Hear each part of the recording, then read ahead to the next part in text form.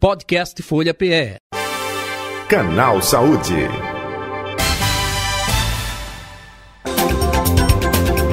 Apoio Hospital Jaime da Fonte, sempre cuidando de você e da sua família, desde 1955.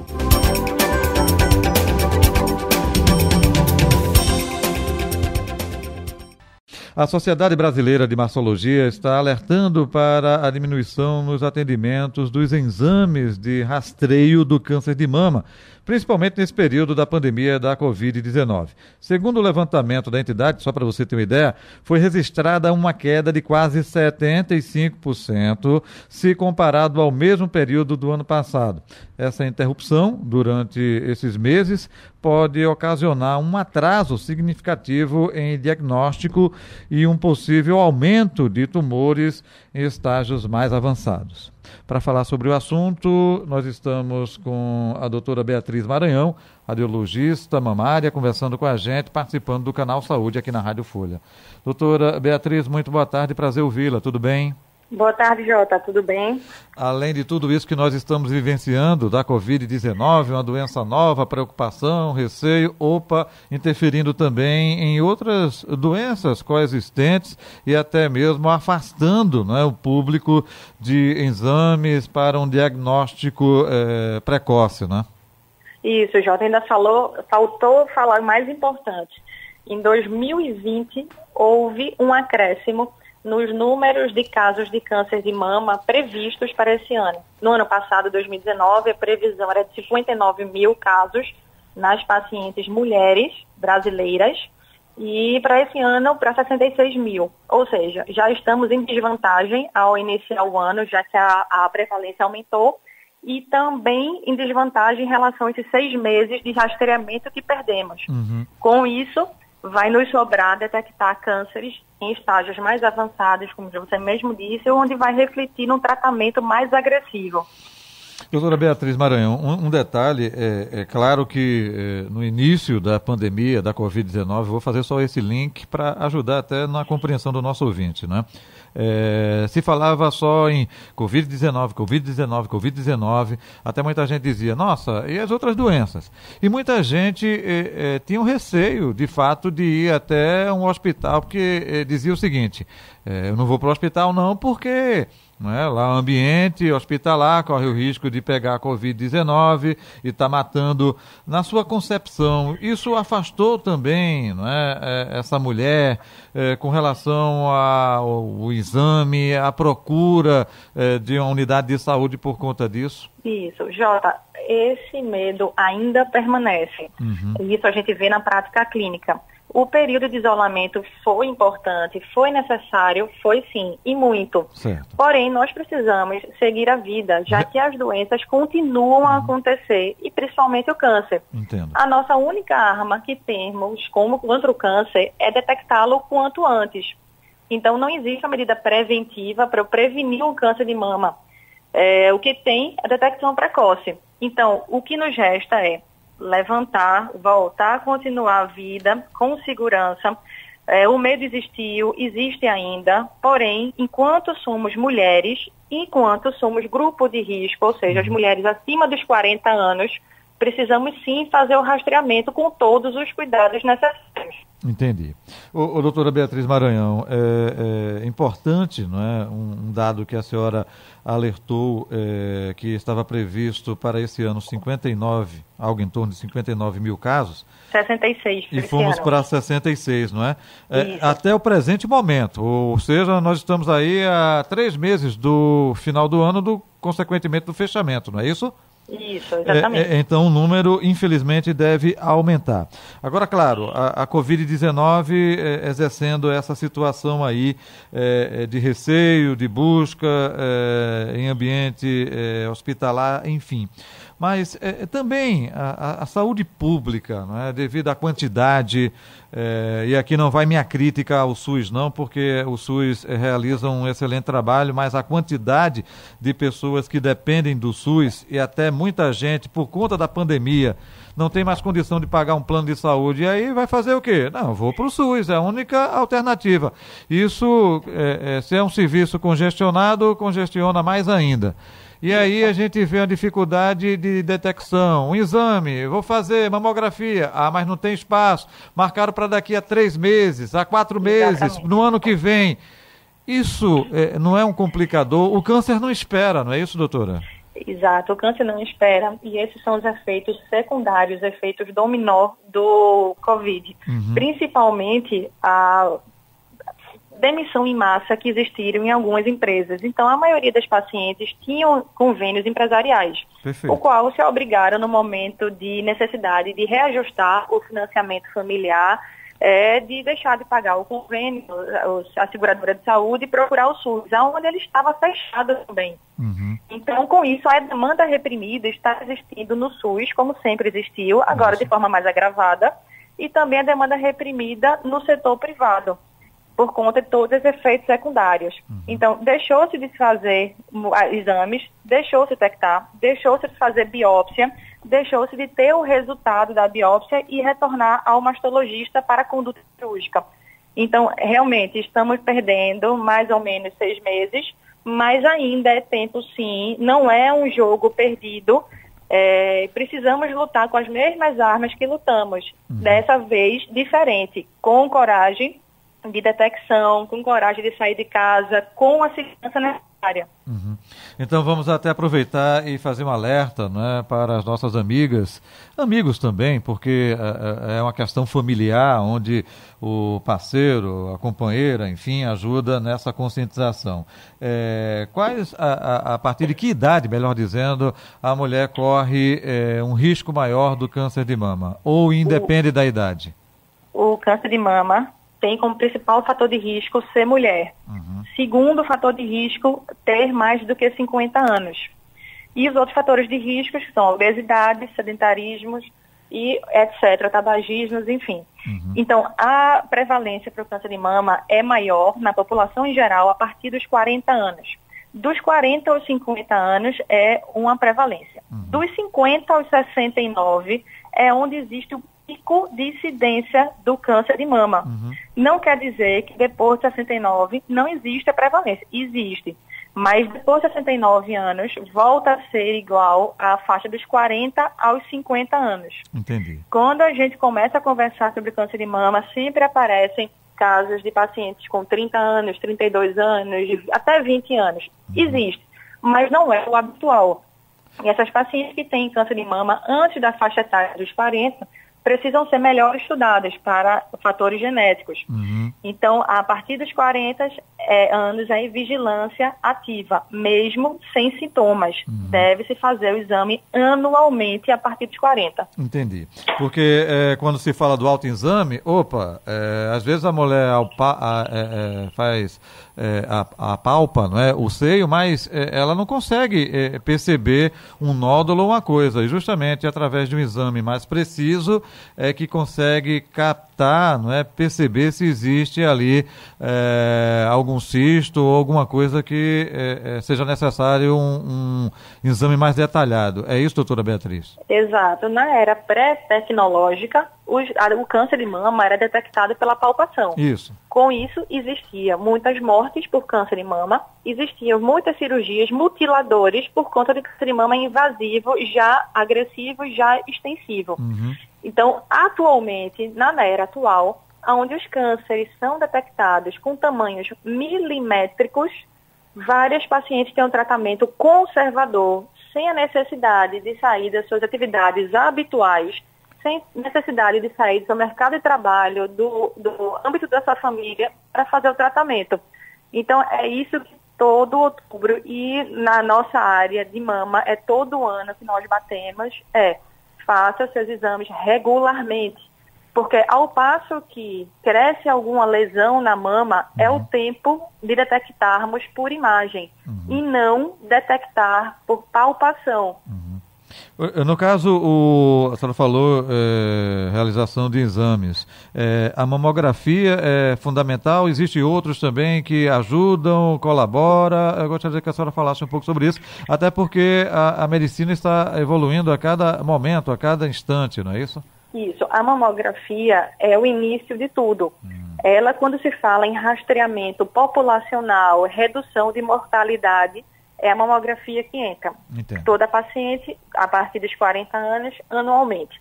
A ultrassonografia vai entrar como método complementar, ou seja, para ajudar a mamografia, para detectar lesões muito pequenas em mamas densas, que são aquelas mamas bem fibrosas, com Entendi. difícil palpação e com muito tecido glandular, que na mamografia pode passar batido qualquer tipo de lesão muito pequena que não cause retração. Certo. Quem tem as mamas, né, os seios muito grandes, volumosos, quem tem obesidade também, fica um pouco disso tudo comprometido, é isso? Jota, no quesito de imagem, tamanho não é documento. Entendi. Ou seja, mama grande, desde que seja toda gordurosa, toda lipossubstituída, a mamografia sozinha pode fazer o seu papel. Entendi. Agora, se for uma mama muito pequena, em contrapartida, mas porém muito densa, o que pode ser uma limitação na mamografia, precisa complementar com a ultrassonografia. Assim como as pacientes que têm implantes mamários, ou seja, próteses mamárias, para se avaliar a integridade do implante, é a ultrassonografia que vai avaliar, assim como também a ressonância magnética, que ela é inclusa no rastreamento das pacientes de alto risco para câncer de mama, Entendi. que são aquelas pacientes que tiveram câncer de mama no histórico pessoal ou familiar de parente de primeiro grau que teve antes da menopausa. Então, essas pacientes precisam ir na ressonância. Não é uma receita de bolo. Nem o que serve para Maria pode não servir para Joana. Então, por isso que o mastologista precisa fazer sempre a estratificação de risco da paciente, o tipo de mama para indicar o melhor tipo de rastreamento. Mas não existe nenhuma discussão de que todas as pacientes acima dos 40 precisam fazer mamografia. Entendi. Doutora Beatriz Maranhão, a senhora falou agora há pouco, né, sobre a questão de implantes e veio à minha cabeça essa questão de silicones. Isso pode gerar alguma complicação? Pode gerar um câncer mamário? Fale um pouco sobre isso, por favor. Não, ele em si não pode gerar, não é atrelado isso na literatura, e nem ele em si pode falsear um exame de imagem. Entendo. Por isso que as pacientes que têm implantes mamários precisam fazer métodos complementares para suplantar a dificuldade da mamografia de fazer seu papel sozinha. Então, o implante mamário é largamente utilizado há vários anos e são, de certa forma, seguros. Os implantes mamários que no ano passado foram descritos relacionados ao linfoma anaplásico, que é como se fosse um câncer linfático que existe ao redor do implante, na cápsula fibrosa, foi de uma marca específica, a qual já foi retirada do mercado de trabalho e as pacientes foram feitas o recall. Entendi. E mesmo assim é um tipo de câncer que não é da mama em si, mas é da cápsula fibrosa que recobre o implante mamário. Então não é a questão do silicone, mas a empresa que utilizava um determinado tipo de silicone aí estava com problema. É isso, né? Exatamente. Ok. Doutora Beatriz, outro detalhe também que eu gostaria que a senhora falasse, até a senhora tocou agora há pouco na sua fala, com relação a essa tecnologia cada vez mais presente na medicina e na sua área, na sua especialidade, quando detectado algum tipo de tumor maligno, não ser necessária a retirada da mama num todo. Aí se faz a retirada de um quadrante, ou às vezes o próprio tratamento não requer. Eu gostaria que a senhora falasse um pouco mais sobre isso, detalhasse mais. O câncer de mama não existe só um tipo. Existem vários subtipos, dos quais cada um precisa ser tratado de forma bem específica, não só pelo subtipo, mas também pelo tamanho e pela extensão do tumor. Ou seja, se é uma doença localizada na mama, menor do que 1 centímetro, ou se é uma lesão que é maior do que isso e compromete axilas, ou que compromete outros órgãos, já deu metástases. Então, cada um desse tipo de câncer de mama e cada um tipo de extensão precisa ser tratado individualmente. Assim como também o tamanho da mama influencia na escolha terapêutica, cirúrgica, e não no tratamento antes da cirurgia, como a gente chama neoadjuvante, e nem o pós-cirurgias. Os tumores que são hormônios responsíveis, eles podem e são beneficiados também pelos bloqueadores de hormônios posteriormente. Tudo isso é definido pela equipe multidisciplinar, que é composta do mastologista, que é o clínico e cirurgião da mama, e o oncologista, que é quem vai tratar nesse todo o segmento do câncer de mama. Entendi. O padrão que é utilizado para quem tem algum tipo de constatação de câncer aí varia muito de cada caso, mas geralmente é quimioterapia, radioterapia, é isso, doutora? Veja, para todas as pacientes, a cirurgia tem um papel fundamental. Entendi. Porém, se vai ser a cirurgia única, exclusivamente, vai depender do tipo e do tamanho. Se vai ser a cirurgia seguida de radioterapia, também vai depender do tipo e do tamanho. Se é uma quimioterapia antes da cirurgia, isso é utilizado em tumores bastante avançados, de tamanhos maiores, para tentar diminuir e fazer uma cirurgia mais econômica, ou seja, retirar menos tecido mamário. Também, tudo isso vai ser seguido após o resultado da biópsia, da imunohistoquímica e de todo o estadiamento. Outra coisa que eu gostaria de perguntar à senhora, se é verdade, se é mito, o que existe no seguinte aspecto. Se diz que hoje em dia a mulher ou tem um filho ou não tem, não é? Diferentemente do passado, que ela tinha vários filhos e a própria mama se preparava para isso. É verdade ou é mito que a mulher de hoje, moderna, corre mais risco por não ter filho, uma gravidez? Isso procede ou é mito, doutora? O que procede é o seguinte: as pacientes que tiveram o início da menstruação antes dos 12 anos, ou seja, uma menarca precoce, como se chama, a menstruação antes do tempo, e uma menopausa mais tardia, ou seja, quanto mais tempo ela passou sob os efeitos hormonais, de certa forma, grosseiramente falando, ela é uma paciente de risco. Entendi. As pacientes que tiveram por mais tempos amamentando ou gestantes, de literatura, elas têm um risco menor, mas não necessariamente é fator protetor. Infelizmente, o que é fator protetor é todo o contra que eu tinha falado no início da entrevista. Ou seja, o fato de ser mulher e ter mais de 50 anos nós não conseguimos modificar. Porém, conseguimos modificar obesidade, sedentarismo, tabagismo, uso de álcool, exposição à radiação e exposição a hormônios. E isso conseguimos modificar. Muito bem, estamos chegando ao final de nossa entrevista aqui do Canal Saúde na Rádio Folha. A doutora Beatriz Maranhão, radiologista mamária. O que a senhora pode passar como mensagem final, ou fique à vontade se tiver outro assunto que a gente não abordou dentro da entrevista, para conscientizar, ajudar a nossa ouvinte, essa mulher, a mesmo em tempos de pandemia, procurar sim fazer o seu exame, a mamografia. Fique à vontade, doutora Beatriz.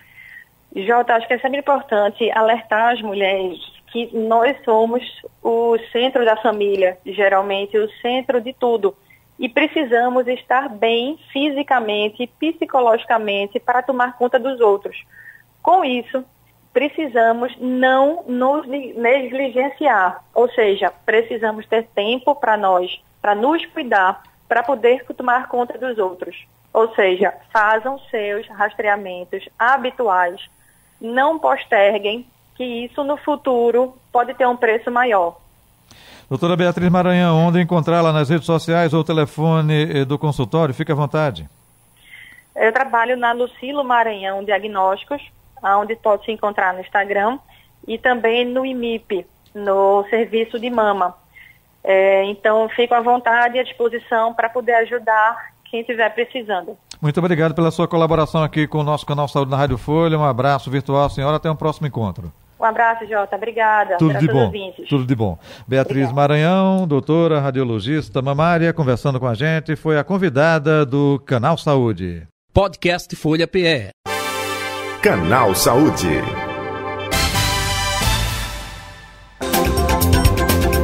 Apoio Hospital Jaime da Fonte, sempre cuidando de você e da sua família, desde 1955.